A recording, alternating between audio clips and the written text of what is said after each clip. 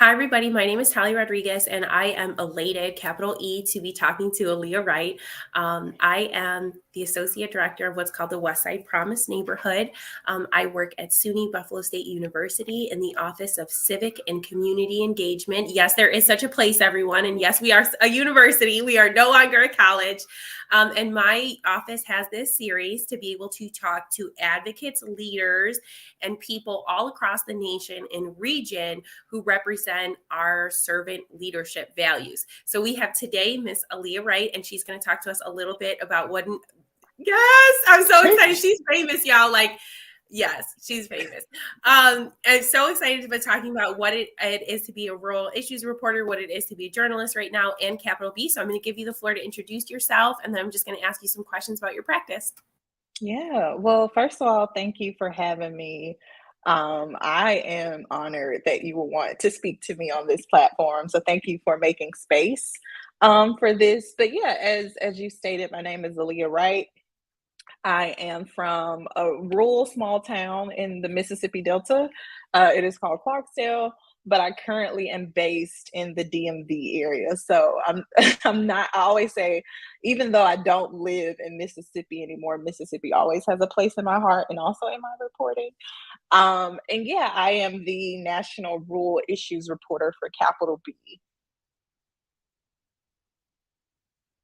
I love that you cover rural issues. And I was talking to you a little bit about why I was so excited to interview you.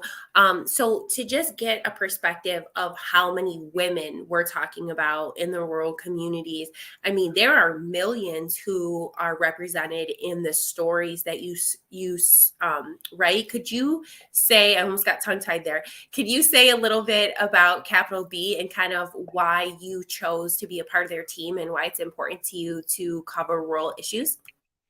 Yeah.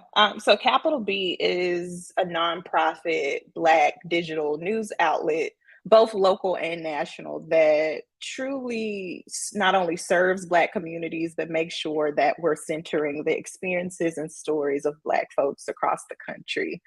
And Capital B is only a little more than a year old, so it's a fairly new startup, yes. But our founders of Capital B, they've been in the news industry for years at this point.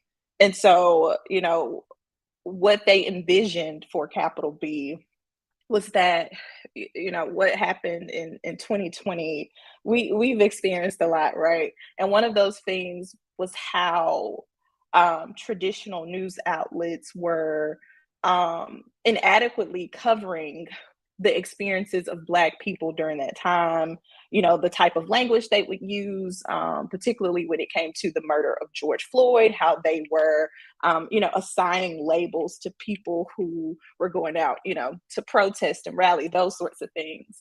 And instead of waiting for, these newsrooms to change, why not create our own, and truly be able to provide, the information, but also cover, our communities accurately.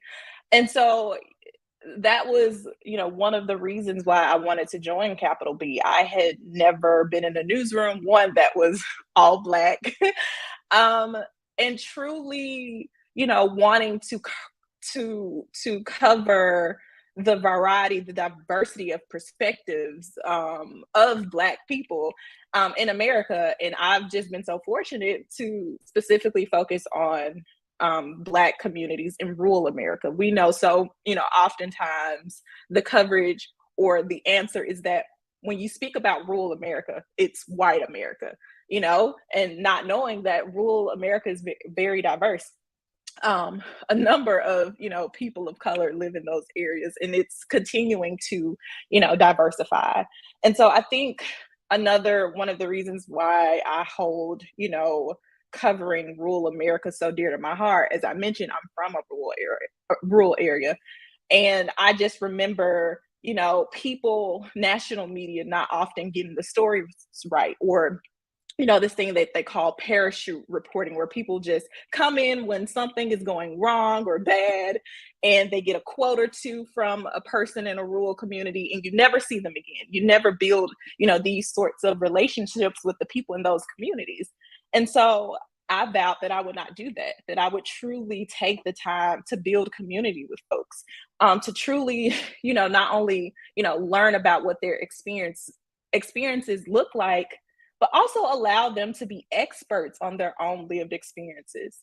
Oftentimes it's like this top down approach. Oh, you go to the person with the biggest title, and allow them to shape the narrative, but the narratives really come from the people who are living these things. And so, yeah, just to wrap up, that's really why, I was so happy to see something like a capital B exist, and to, really hone in on that mission as I continue, to cover rural areas and people living in those areas. You are famous. One, Am she's I? famous. Yes, you are famous. There is a good wealth of information when you Google you. And you could do that. Look at somebody and be like, Google me. So one of the reasons why I wanted to lift you up is because we have such a robust communications department here on campus. Two, because I think you're an excellent role model, right? Of being able to say, I have this experience and I've shaped my professional career around it to make a change, right? Which I think is amazing that you're providing such a strong example. But one thing that you said that I wanted to hone in on and ask you a little bit more about is I find, speaking from my experience, that a lot of times when people talk about rural communities or people in the rural communities, they try to kind of like make them seem small or like be like simple. And I'm like, no. Like thinking about my grandma and thinking about the people who come from there, like that big ideas come from here. So like when you're writing and you're talking to people about your coverage area, I know you just did a piece on AI. Kind of talk to me about all the different ways that your rural issues reporting has intersected with the different areas, because I know there's so many things that can be written about. Oh my goodness. Talk about how I am figuring that out now. Because you're right, rural area, when you just speak about rural in general, it's super broad. And I usually say when we look at areas that are, cities or suburbs or, those sorts of areas, the challenges that they're facing, usually they're magnified in rural areas. When we talk about the lack of adequate public transportation, or rural hospital closing, or teacher shortages, all of these things are magnified in those areas. And so usually when I'm looking to amplify, or I guess I'll just go back to say, when I think of how to approach stories, I start to think about, just the community that I was from. What are some of the challenges that we faced? And thinking through, that perspective, it allows me to figure out, okay, if these are some of the issues that are unique, and they may not be unique, because I do want to say that not every rural area is the same, but there are some issues that each rural America, kind of shares, that is kind of, common. And so whether it's what have I reported on? So much stuff, whether it's writing about Black farmers. Fangirl you right now, because I was going to say Black farmers and say I want to call our farmers farmer experts, because so many times, people make it seem like, and I think you did an amazing work in the piece, that farming is just this thing. And it's like, no, there's this entire science behind it. And our farmer neighbors are experts, especially our Black farmers. Yeah. And it's also like, how are we truly going to, learn or really know what's going on if it's not talking to the people who are involved in this industry, right? I'm just thinking about one particular story about Black farmers I just did, particularly about, CBD in the hemp industry. There was this recent report that came out by the USDA that basically said hemp production has declined drastically, right? And I could have started out by saying, one, why is that? Let's figure it out. And go directly to the USDA officials, like United States Department of Agriculture. I could have, started my reporting off by going to them first. But instead, I'm like, okay, why don't I just talk to farmers about their perspectives on this? And if they have, one, been able to gain some sort of revenue from the hemp industry, or two, if they have not, why? And one of the things that I found is that people stopped farming. Black farmers in particular, who entered, this new industry around hemp. One, it was like you mentioned, the science. It's finding out how to properly plant hemp. Um, One, how to contain THC levels in hemp. The federal government imposed like a 0.3% THC level on hemp plants. So for people who don't know, THC is the psychoactive product in marijuana.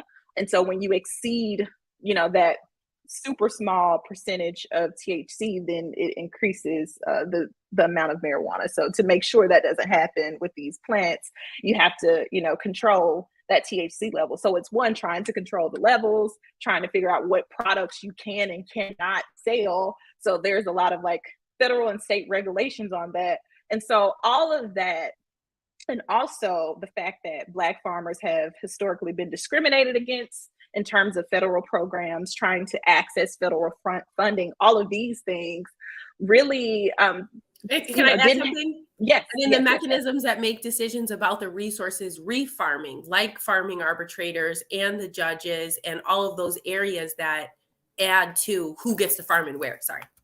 Yeah, it's so many challenges, right? And so if you're a new farmer entering this, world that you've never been in, it can be very daunting. And some people, they just lost so much money that they had to stop. And even though they truly want to be a part of, this industry, and they really love farming, and they really want to, you know, create products that could be healing for folks in terms of, using CBD derived products and those sorts of things, or even food, being able to, and I know this is separate from the hemp issue, but even just, being able to provide food for places in rural areas that are food deserts or have access issues to healthy and fresh food. So all of those things, yeah, it can be a challenge, and it takes a lot of knowing who, right? In a lot of these industries, it's knowing who can help, how to, again, navigate these loopholes and all of the things, right? I So, think, sorry, I was going yeah, to add, like, no, it's okay. why you're special is because you center people's perspectives that aren't heard. Like, Yeah, oh yeah, you have to go to the places and spend time. And that's what I think that relationship building piece is, because I can tell in the way that people talk with you, you're not a reporter, you're a member of their community writing about something that happens. And I feel like I've been so excited to take this interview because I think for me, like I said, so much of my lineage, both in Puerto Rico and in my mother's family, they were farm workers when they first came from Sicily. Like, you could be writing about me.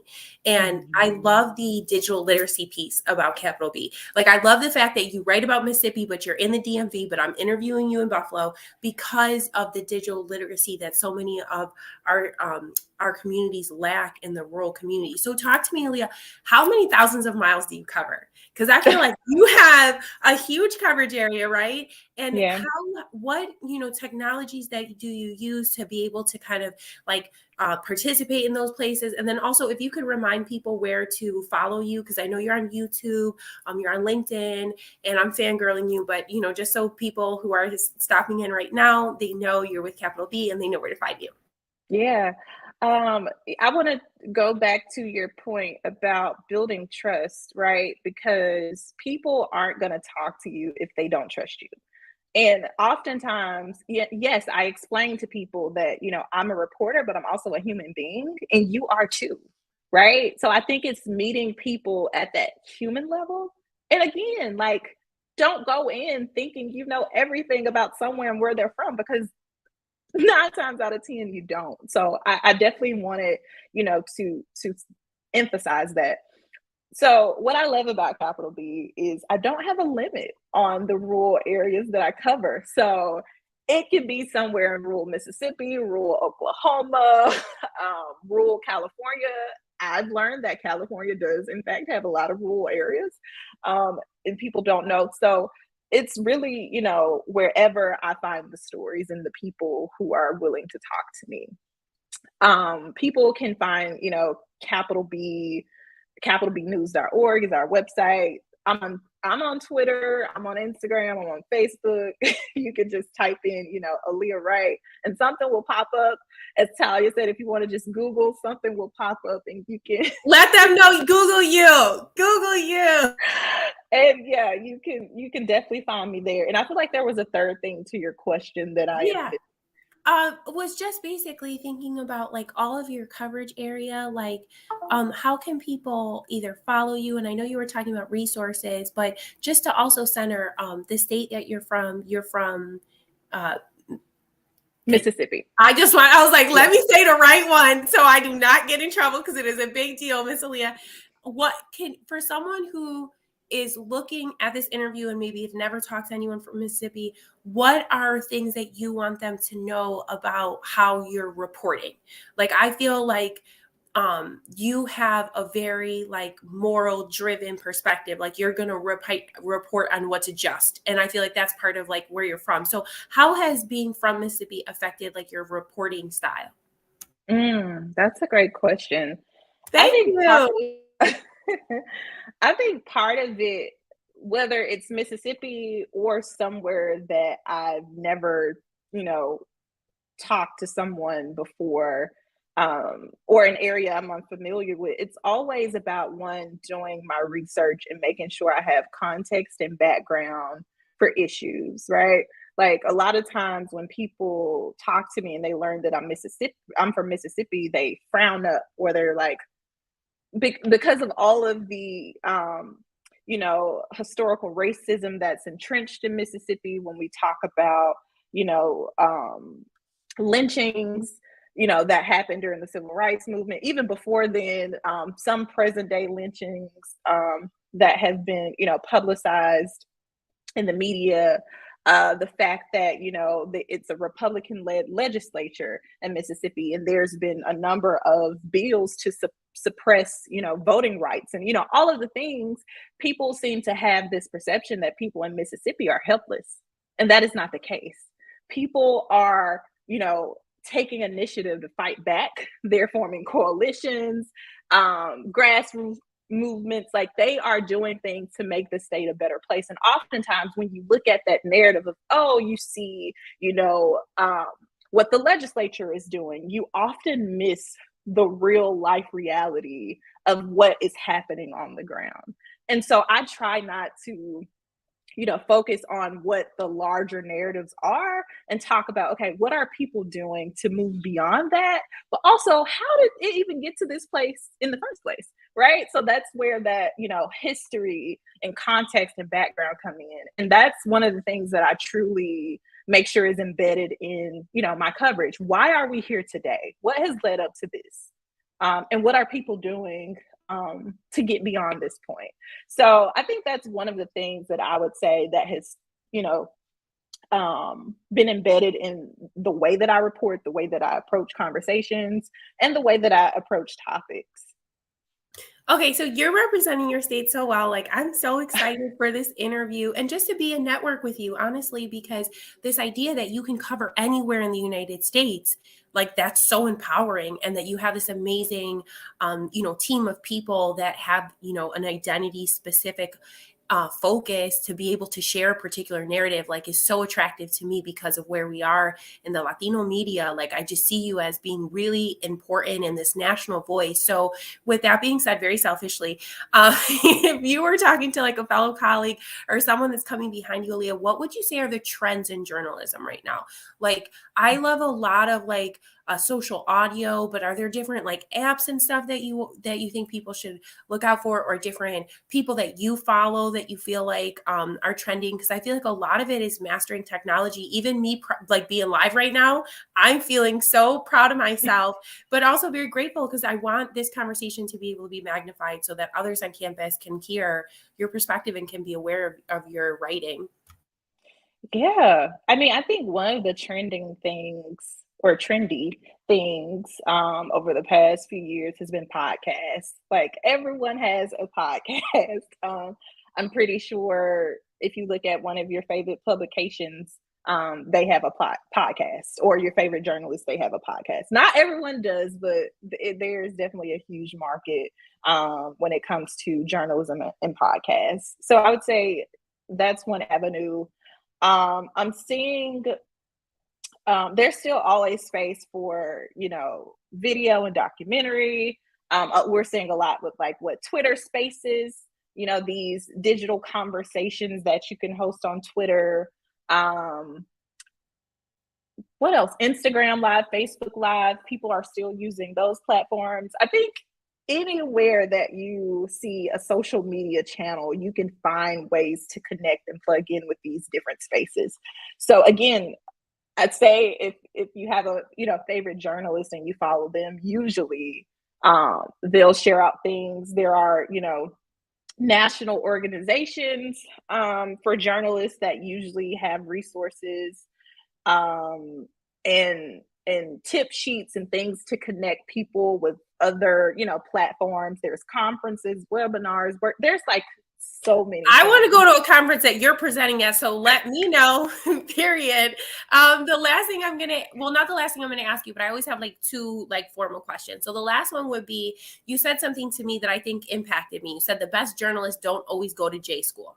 So if you're one of my students right now, or you're someone who's listening all across the country, because you're going to be listening all across the country, how do you know if you're a journalist? Tell them, how do you know if you have that little spark inside your heart? And then my last question always is, do you have a question for me? How do you know if you're a journalist? Chances are you don't know you're a journalist. You kind of figure it out. And the reason I say that is because I never thought I would be a journalist. I truly just really enjoyed writing. And eventually because I used to be super shy. But once I, became more outgoing, I really enjoyed talking to people. And I guess the third thing too is that I wanted to learn how to get the best information to folks that's accurate, that's factual, that could help them better their lives. And so I guess part of that is one, you have a passion for people, talking to people, really listening and wanting to find ways to amplify their experiences and their stories. You may have a knack for writing, or even if it's not writing, there's so many jobs in the journalism profession, right? There's social media jobs, newsletter jobs, photography, video, all of these things. But I think, if truly in your heart you want to serve people, you want to build trust with those people, and you want to make sure that again, their voices aren't going unheard and their concerns aren't going unheard, I would say you probably could enter into, and you love learning, right? I was going to add, if you're nosy. If you're one of those people's business. We call it in the Puerto Rican community presentar. If you ask point B, which is always how, then I feel not come closer. Come closer. Yeah. And you're always wanting to know why, how, what. You're constantly digging, right, for information. And you're I would also have to say, your number one thing is to the truth, right? We're seeking truth, we're finding truth. That's at the root of it too. So yeah, I'm always encouraging people to come on over, dabble your feet in. Because I do agree, the best people don't always go to J school. It's literally who you are and what your experience can bring to the profession. We need more people like that. Well, thank you for taking time to talk with me. I know when I messaged you, I was how do I even explain why or how or who I want to hear you? But I remember being in the session that you were in, and you asked a question. And I was oh, she asked a question. And I was hold on.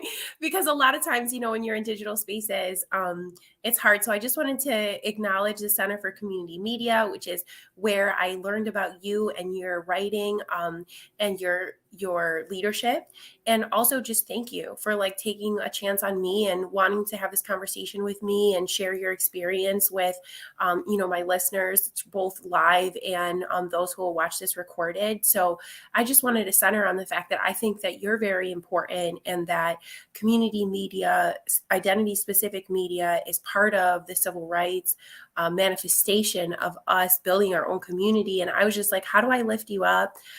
So I'm just so grateful that you came. Just in closing, my last question was, if you have a question for me, and or if there's anything you want people to know about how to reach you, or what you would be interested in collaborating with them in the future. Because I'm going to just email you forever, just everything. But Of I'm just really course. excited to be in network with you, sincerely. No, same. And I thank you so much for, again, as I mentioned at the top of this conversation, for making space. One thing I want to add is that, we were in this digital space, this workshop that was happening, and you followed up with me. Oftentimes people don't follow up. They don't, try to build connections beyond an initial meeting. And I want to tell people, don't do that. Like, if you see someone that you think is dope, you think their work is amazing, like, reach out. You never know what type of things can come from that, what type of relationship can grow from that. So I thank you, because now we're in community. And yeah, we'll talk offline. But I do want to say one thing you mentioned too before we got on this call, is the importance of identity. Like, especially in this field, it's so important knowing who you are, where you're from. Like, that's literally your superpower, because you have perspective, insight into things that other people may not, right? And that can guide you to some amazing conversations and stories that are needed, right? That are needed and don't need to go underreported. But yeah, I am just happy and privileged to be able to be a journalist, and for people who trust me to do right by them and their stories. So I will continue that mission as I continue to report. And I am so grateful that you spent time to talk with the Westside Promise neighborhood. And, I'm very grateful that you have lent your voice to our community conversations. You're my last for the semester. And, it's just really refreshing to me how quickly this time has gone. We've been on the line for 27 minutes. I'm like, I have 99 more questions for you. But to be respectful of your time, I'm just going to move to close our space. But again, I just want to remind everybody, capital B, is where they can find you. And then also you can report about issues all across the United States. So Aallyah, sorry, I'm talking my Instagram. I'm like, hit her up. I'm so excited, Aallyah. Thank you so much. I'm going to end our broadcast, but please always know that you have friends and supporters in Wisconsin. So anything you write, just definitely make sure you to share with us. Okay. Yeah, thank you so much.